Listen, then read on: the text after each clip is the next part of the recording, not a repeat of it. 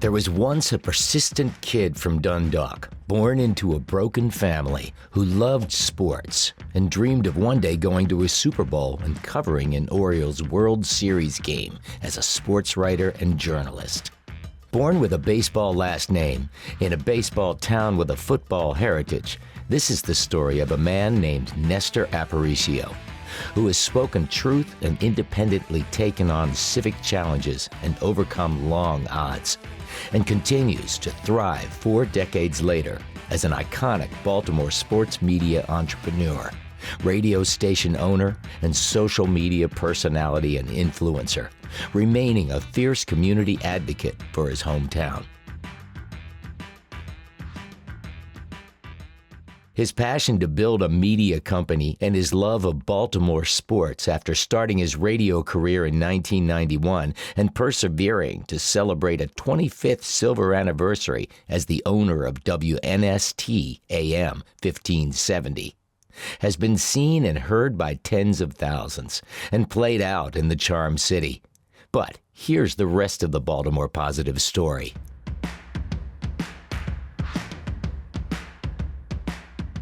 I never set out to be controversial, and I certainly never set out to own a business or be a lifelong sports media entrepreneur. All I ever really wanted to be was a sports writer, but here we are 40 years later. He wasn't born Nasty Nestor at Church Home Hospital in East Baltimore in October 1968, just months after the riots that ravaged the city after the death of Martin Luther King. His birth parents struggled to care for him, and he wound up in the shelter of guardians who were his maternal grandparents' best friends.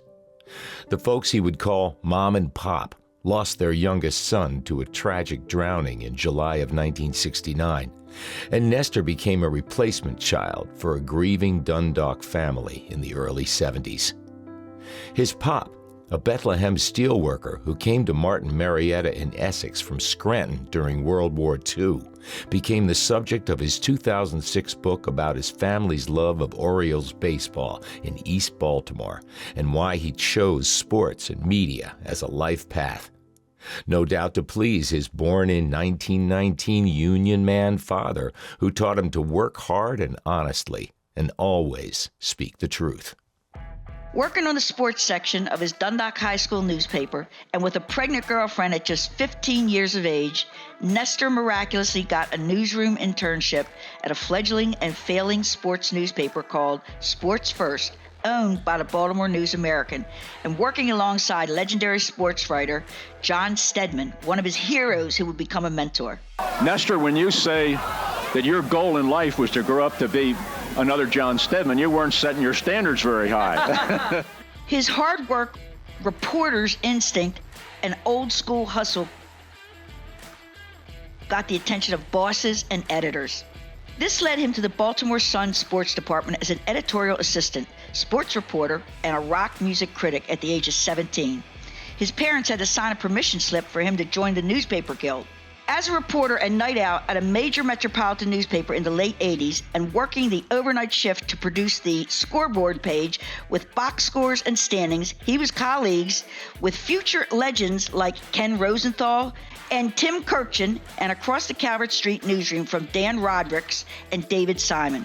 Nestor, I wish you all the best, and we always had a good working relationship at the News and also at the Sun, and you amused me. I always had an awful lot of respect for your courage, for the way you could track a story, and I used to say behind your back that if ever there was a place that the Sun papers want to send a reporter who couldn't get in, whether it would be Rome or Tokyo or Bern or Brussels or wherever in the world, put Nestor Aparicio on a plane, and by gosh, he'll get the story.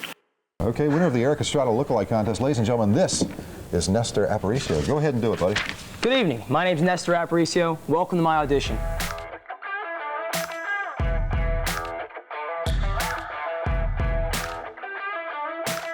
Through many media mentors, he was well on his way to his dream career of being a baseball beat writer and a lifer sports columnist, and still just a teenager. All I ever really wanted to be was Oscar Madison. But he also had a pretty cool night gig at the newspaper. I had just turned 16 years old. I was sitting in the News American newsroom when an editor named Scott LaBar asked me if I knew who Steven Tyler from Aerosmith was and if I could take a call in 15 minutes and ask him some questions. 1, 2, 3, 4! Nestor went on to write hundreds of music stories, advancing concerts and promoting albums that were picked up by dozens of newspapers all over the country, with profiles of the likes of David Bowie, Billy Joel, Robert Plant, Bon Jovi, and more than 75 rock and roll Hall of Famers. Hi, Nestor? Yeah. John Bon Jovi. Can I speak with Nestor, please? This is Nestor. This is Billy Joel. Nestor. You must be a chili pepper. I am. You're Anthony. Are you Nestor? Yeah. Hello, Nestor. Nestor? Yes. This is Dennis DeYoung. Hello, is this Nestor? It sure is. John Denver calling. Hi, how are you? I'm good. I'm a little late. I beg your pardon.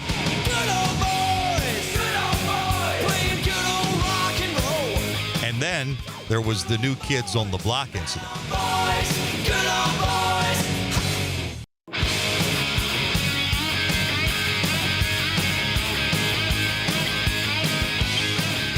But with a baseball name like Aparicio, Nestor was destined to do sports media and serve his hometown through his passion for sports.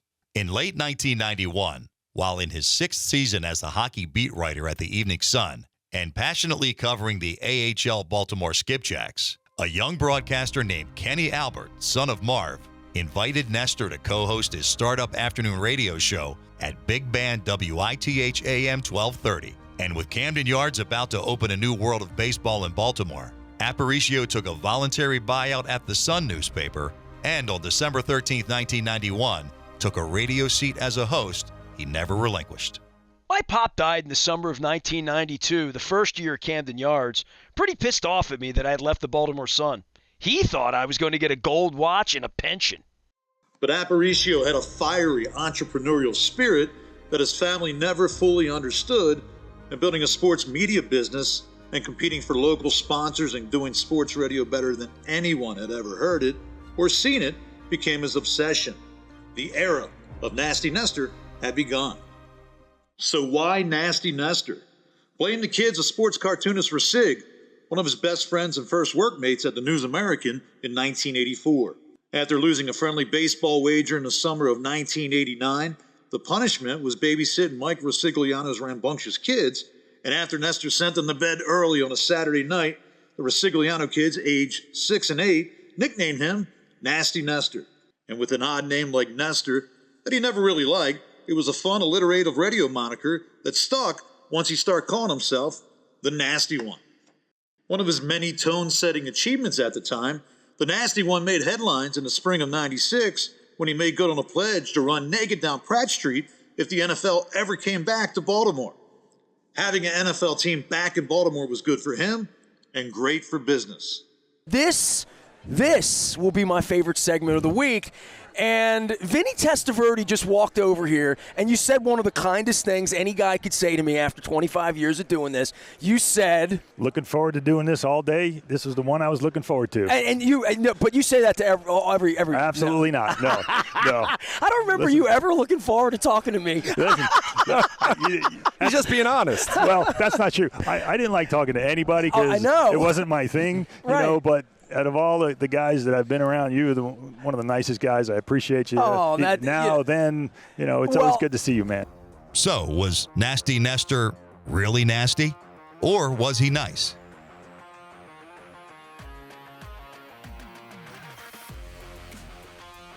His Dump Trumpy signs, aimed at former player and broadcaster Bob Trumpy, who trashed Baltimore in a magazine story that summer, cleverly marketed with Get Nasty on the other side, at the inaugural game in Ravens history on September 1st, 1996, set off a promotional blitz for his show, which also garnered the official post-game slot for phone calls that first season, featuring the likes of Hall of Famers Ray Lewis and John Ogden.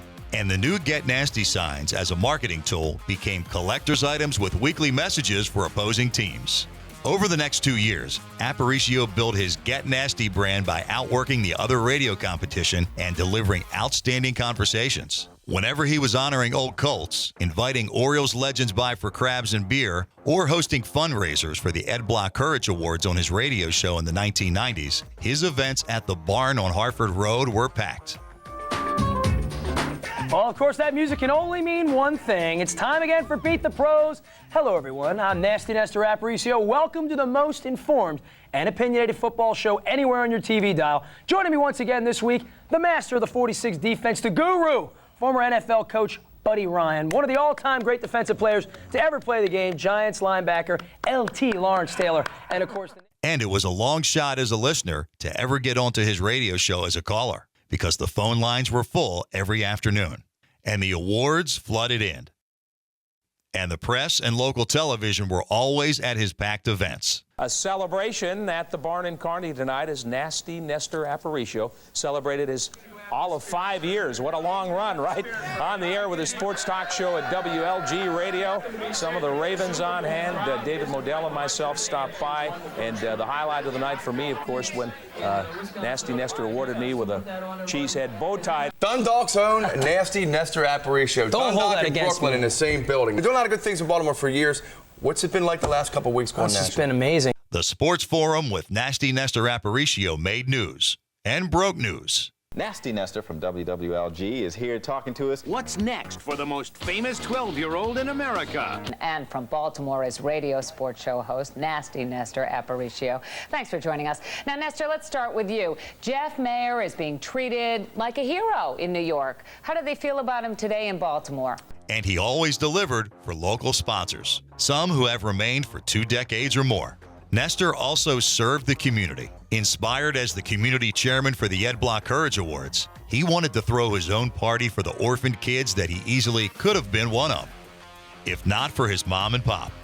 Seeking to bring all of the local sports teams together with the nascent Ravens joining the Orioles, he launched the Nasty Nice Guy Awards in 1996. And for 7 years, raised nearly $250,000 for the Ed Block Courage Awards Foundation. Congratulations to wild man Nasty Nestor Aparicio at his first annual charity golf tournament today out at River Downs in Finksburg. Raised money for underprivileged, abused, and seriously ill children. This week, our League Night cameras traveled to Pinland in the heart of downtown Dundalk for the second annual Nasty Nestor Celebrity Bowl-a-thon. Talk show wild man Nestor Aparicio, the host. Michael Jackson, Nikolai Volkov, and a cast of maniacs setting them up, knocking them down to raise money for the Ed Block Foundation. Congratulations to Nestor. His marketing acumen was as on point as his sports radio personality and messaging. It was about Baltimore sticking together and the power of community to do well by doing good. Welcome to the show right off the bat, ladies and gentlemen. The Legends 1360, Nestor Aparicio right here joining us. Nestor, we'll talk to you in a little bit. I hope so. Nestor, you're not sitting on the Babe Ruth statue, are you? Heck, I am. I'm not sitting. I'm standing. I'm all over the place. Oh, my gosh. The Bambino and I are having a party down here. It's opening day. It's a little bit of baseball I'm going to get. Oh, my gosh. There are security guards even as we speak, running toward our camera position. But it was in 1998 when the opportunity came that would change his life and spawn countless radio careers for others in Baltimore. Less than a week after being told WLG AM 1360, a radio station where he brokered time, was being sold, and he would be removed from afternoon drive time radio, Aparicio found an abandoned and failed kids radio station in Towson and took over WKDB AM 1570 in a monthly lease. Aparicio was a pioneer.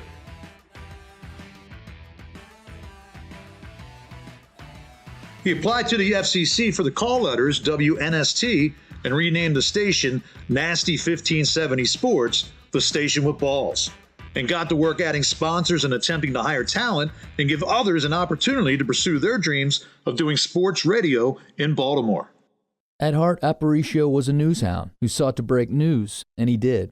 The original show was Afternoon Drive, and that was way before the internet existed. So it was a reaction time for folks after cuts, contract signings, and the daily drama that was Peter Angelos and the Orioles. This was back when Camden Yards was packed and Cal and Brady and Mussina were all on the field.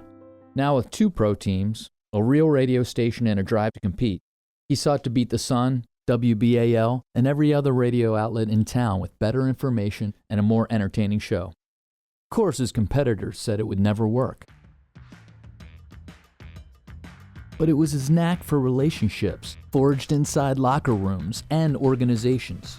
He ate lunch with future NFL head coaches and Super Bowl champions Marvin Lewis and Jim Schwartz in their office every Friday to watch film and learn football. That made Aparicio the most sourced journalist in the marketplace for news and accurate, trusted reporting. And WNST quickly became the place that broke news. And the fans embraced Nasty Nestor and the local passion of WNST radio. 1570 Sports was a smash hit in its first 15 months, until Nestor received a call from the owner of the FCC license, informing him that the radio station was being sold to Catholic Family Radio for a sum Aparicio thought was triple its value and far more than he could afford. In the fall of 1999, Aparicio lost WNST radio. But he never allowed his show to go dark and hustled to find 2 other small AM radio stations to broker time. His listeners followed him because what he did was unique and compelling. But before emails and databases and inboxes, there was just the U.S. mail. And Nestor, along with partner Steve Hennessy, created the Nasty Newsletter to showcase the images of a little AM radio show that had no website or homepage. It was radio. You couldn't see it. But to bring it to life several times a year from 1995 until 1999, the Nasty Newsletter went out to 10,000 real addresses at a significant marketing cost to brag about the world of Nestor and the gospel of the Budweiser Sports Forum. It was delivered to every sports public relations person in all 4 sports and every major college, and to every fan who wanted it.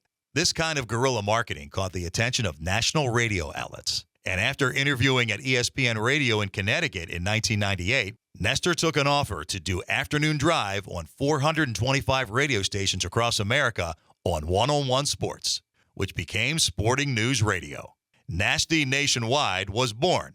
President Bush opening the World Series game at Yankee Stadium with a nice pitch. Air Jordan came back to New York. It was a big night for New York. Time for a Squawk Box Sports Update. Joining us from New York, where he's covering the World Series, is newcomer Nestor Aparicio, talk show host for Sporting News Radio.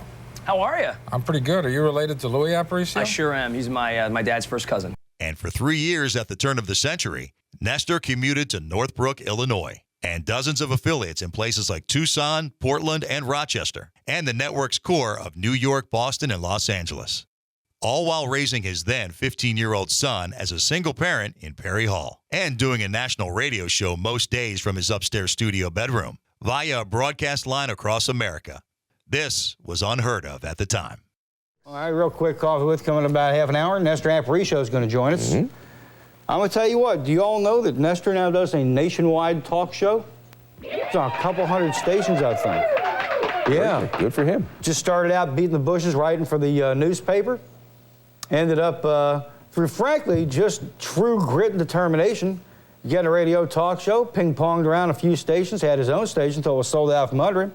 Nestor's now doing the one-on-one sports radio network. Pretty darn hot. I'd like to hear about this. Yeah, for real. After Nestor lost WNST, it didn't take long for the next group at AM 1570 to miserably fail. His phone rang with an offer, and he formed a group of investors to regain control of the station with balls.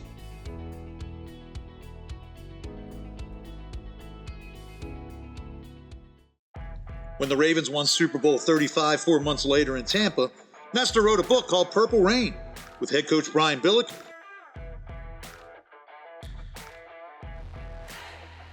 and came back home later that year to return to local radio and operate WNST. In 2005, after 14 years of daily sports talk radio, he stepped down to focus on running and managing the burgeoning business of WNST.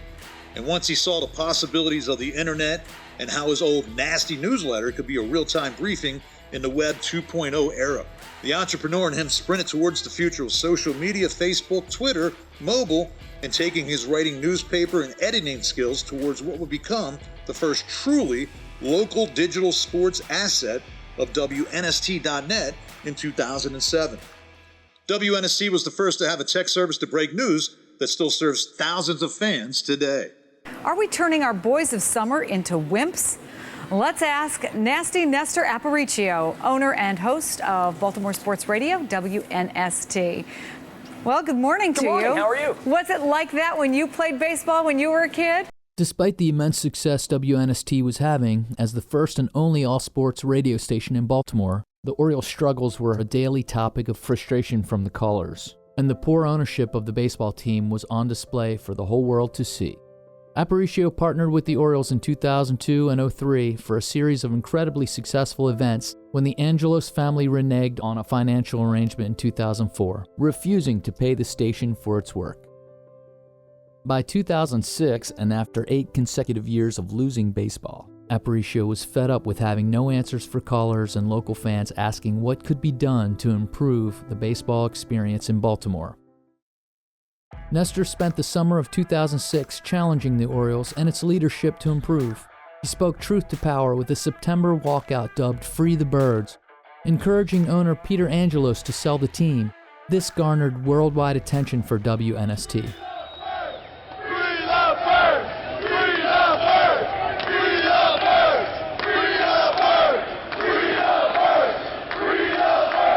All this from a guy raised in Dundalk who wanted to lift the downtown community where he and his new wife Jennifer lived and overlooked Camden Yards from his Inner Harbor condo. The Orioles would find themselves among the worst teams in Major League Baseball for 14 consecutive seasons. In 2007, Aparicio had his media pass rescinded by the Angelos family after 21 years of being in the locker room and the press box. Aparicio loved the Baltimore Orioles a lot more than they ever loved him. Turns out, free speech ain't free. Then there was the wildly successful night on 8808, August 8, 2008, for WNST's 10th anniversary celebration. It was held at Sports Legends Museum with more than 800 guests attending a free party sponsored by the launch of the all-new WNST.net. Aparicio made a powerful announcement that former Super Bowl 35 winning head coach Brian Billick would be partnering and investing in WNST and a new digital strategy on behalf of the Living Classrooms Foundation in downtown Baltimore. Aparicio just didn't adapt to the internet and social media. He was a first mover. That year, intent on finding more talent to do sports radio on his airwaves, and inspired by watching American Idol, he decided to have his own WNST.net competition for bloggers and wannabe sports talk hosts. More than 1,000 applicants came over the next 5 years, but it was in season 1 when he found his rising star. A Southern Pennsylvania school teacher and local sports encyclopedia named Luke Jones won the first contest and joined WNST full-time in 2009 and has been in the Orioles, Ravens, and Terps locker rooms the past 2 decades as the sports insider and foil to Nestor on the radio, podcast, and now at Baltimore Positive. Despite the Orioles' malaise, the Ravens remain the toast of the town with a new coach and quarterback. And Aparicio and WNST continue the tradition of taking fans on road trips all over America and even London on purple football trips, icing down beer, getting tickets for the big game, and hitting the road and throwing huge parties. Nestor has always brought Baltimore sports fans together. The road trips were legendary. Hey, Nestor? We're leaving. Are you really? Yeah, we got to get out of here, man. We got to beat this weather. In 2008, WNST took over a Pittsburgh hotel ballroom with 2,000 Ravens maniacs. In 2009, they bussed to Indianapolis and took over Maryland Avenue downtown. In 2010, they invaded Charlotte and Nashville with purple fans. And by the time the Ravens had lost and then won the AFC Championship games on the road against Tom Brady and the Patriots, WNST threw the biggest parties in New Orleans for the Super Bowl win of Joe Flacco and Ray Lewis by inviting more than 10,000 fans to the Louisiana Riverside for a 17-block march up Poydras for a purple victory party to chronicle the second Baltimore Ravens Super Bowl victory.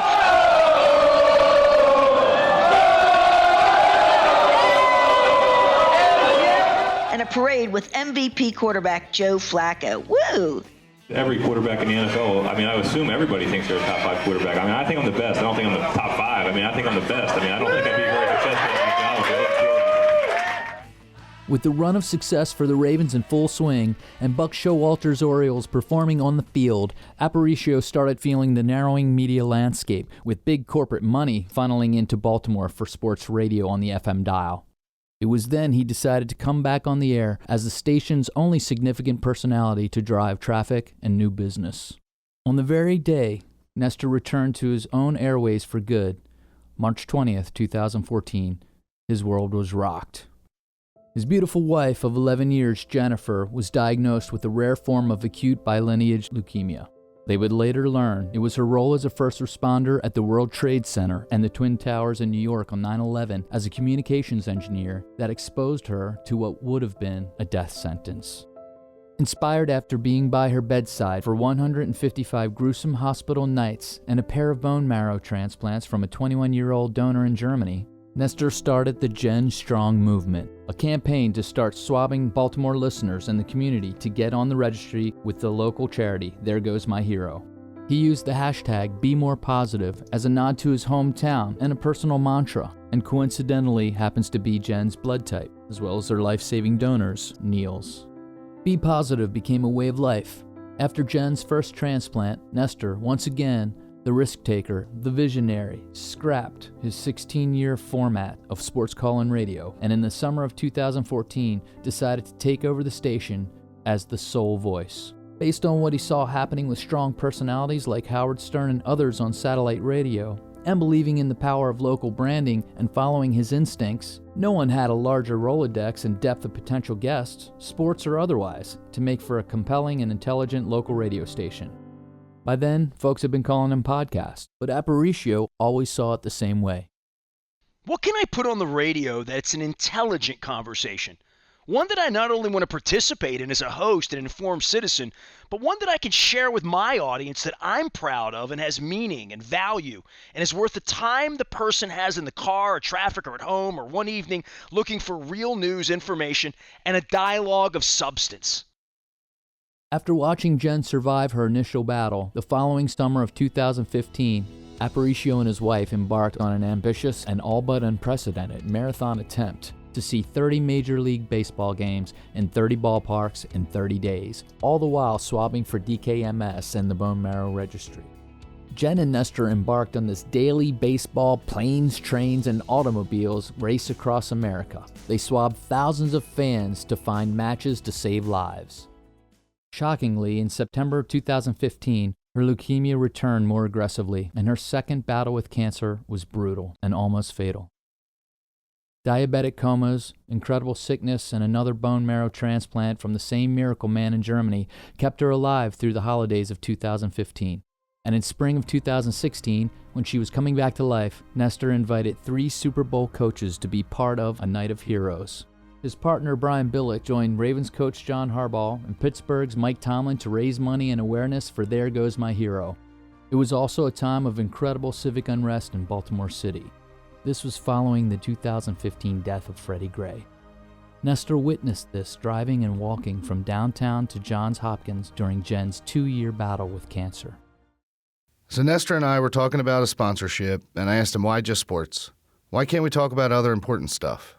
We've always shared a sense of community building, and that's something that I could really get behind. Aparicio reached his old friend and former Dundalk High School guidance counselor and communications specialist Don Moeller, who was completing an unlikely turn as Baltimore County executive, to join him in turning the WNST focus on fixing the city, and that meant more politics, more community, more business, and more risk. And then COVID happened in March of 2020. My initial goal, and I was pretty candid about it, was to attempt to put together a credible platform to run for the mayor of Baltimore. The smartest people always told me you can get a lot more done not being in office from your platform than you can if you ever got elected. Starting at Pizza John's in Essex with Congressman Dutch Ruppersberger, in spring of 2018, the concept of Baltimore Positive podcast chats began, and Barbara Mikulski and Martin O'Malley and many other leaders soon followed, including several mayoral candidates in a race Aparicio was considering entering as an independent candidate. But when COVID shut the world down in March of 2020, it became clear that Baltimore Positive had become a media platform that needed to be the next step in Aparicio's tireless metamorphosis as an entrepreneur, journalist, and local personality who realized his life contributions and legacy needed to be far greater than asking athletes questions and holding billionaire sports owners accountable. And asking questions that sports franchises and agents and executives no longer wanted to answer.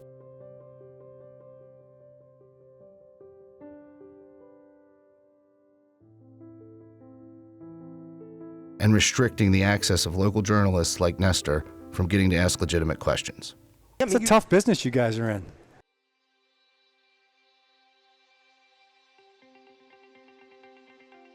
The vision for what you now experience as Baltimore Positive came in the summer of 2020 and was launched that fall for football season when the business of Baltimore and the sports world came to a grinding halt. It was during COVID, when local businesses were struggling, that Aparicio saw a lane to take his Baltimore Positive chats into the neighborhoods that make our city and region so strong. All you can do is keep doing what you're doing, helping your community. I love my city, man. Just know that. I love my city. My city. See, you call it my city. After looking through a lifetime of pictures with athletes, celebrities, and thought leaders to launch Baltimore Positive, it became clear that crabs and beer, and of course crab cakes, had always been a part of his radio show. Even back when Art Donovan, Ray Lewis, Shannon Sharp, and Tony Saraguso would come to the barn. The Maryland Crab Cake Tour was born as an idea to get folks back to local businesses and conversing without masks after the pandemic. And anyone and everyone from all walks of Baltimore life come on the show, even people like me. In the summer of 2021, Nestor conceptualized another tour. This time it was 30 crab cakes in 30 days, all over Maryland, a statewide blitz, kicking off the jaunt with the mayor of Ocean City, and made it to Deep Creek Lake and back to Baltimore and Annapolis to celebrate the wide variety of people and recipes for making our local delicacy and staple Chesapeake Bay menu item. In 2022, he did 31 crab cakes in 31 days, along with 31 Maryland breweries for the Restaurant Association of Maryland and in conjunction with the Maryland Lottery. On August 3, 2023, Aparicio announced on the 25th anniversary of the radio station a series of stories, videos, pictures, and recollections of WNST's 25 Stories of Glory. The impact and fun and difference a little AM radio station in Towson has made over a quarter of a century of serving the community truth. So what's next for the king of Baltimore sports media in the next 25 years? Despite just celebrating 40 years of local media, he just turned 55 and is feeling alive and ready to take Baltimore Positive to the next level with growth, guests, and more of the same passion, drive, and moxie that has made him the Charm City's most iconic local sports media personality over 2 generations. And Baltimore Positive is still growing and still talking to leaders, to athletes, to musicians, to old friends and business insiders who make Baltimore go and grow. This is why more than 100,000 people follow his work, his vision, and the work of Luke Jones and Nestor Aparicio for sports, and far beyond via Baltimore Positive every day. On the radio, on social media, on the internet, on their mobile devices, on their timelines.